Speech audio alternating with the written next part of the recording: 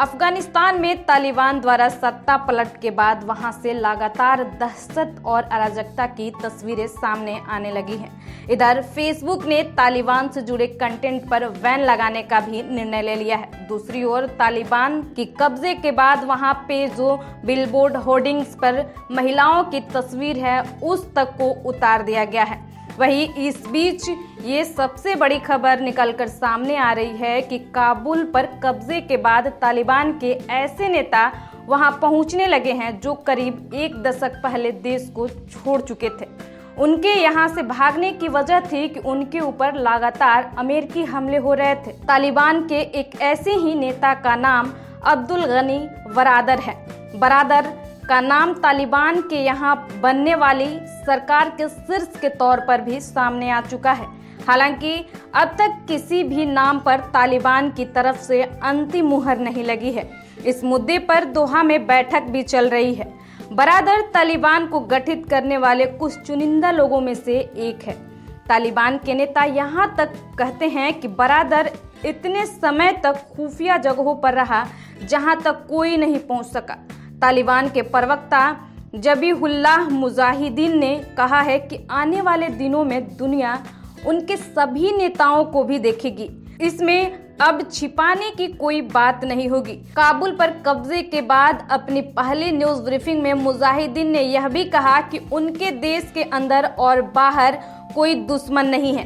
तालिबान ने अफगान जवानों में भी आम माफी की घोषणा कर दी है। मुजाहिदीन ने इस दौरान यह स्पष्ट कर दिया कि जो उनकी सरकार इस बार होगी वो पिछली की तुलना में काफी अलग होगी, जिसमें महिलाओं को काम करने की आज़ादी दी जाएगी।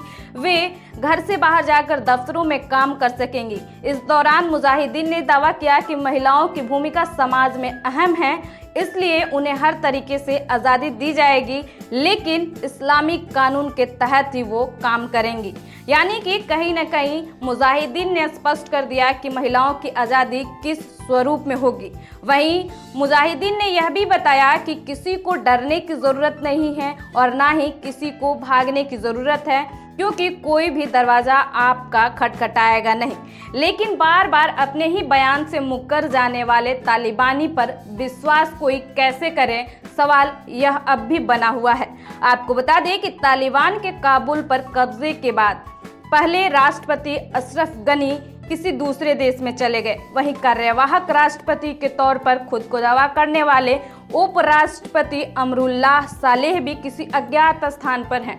कई देश जो हैं अलग अलग तरीकों की बातचीत कर रहे हैं। वहीं पाकिस्तान का समर्थन तालिबान को मिला है। वहीं भारत पर सभी की नजरें टिकी हुई हैं। कल देर शाम प्रधानमंत्री नरेंद्र मोदी ने कई नेताओं के साथ बैठक की।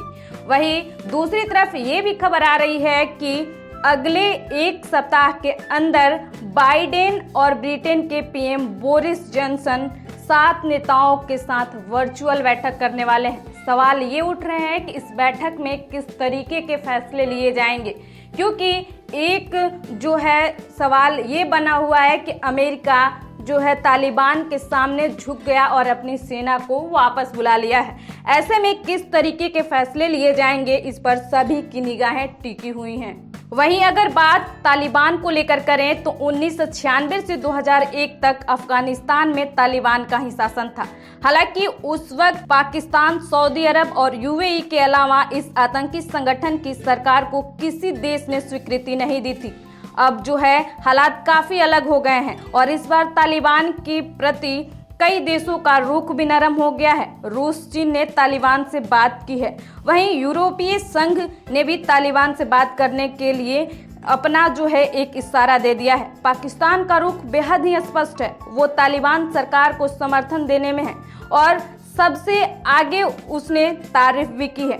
अब सबसे बड़ा सवाल है कि जो अगले एक सप्ताह में बैठक होनी है, उस बैठक में क्या कुछ निर्णय सामने आते हैं। दिनमान टाइम्स आप तक पहुंचाते रहेगा। फिलहाल दिनमान टाइम्स को सब्सक्राइब करें और आप अगर फेसबुक पे देख रहे हैं तो लाइक करें, ट्विटर पे देख रहे हैं तो फॉलो करें और इंस्टाग्राम पे देख रहे हैं तो आप हमसे जरूर जुड़ें।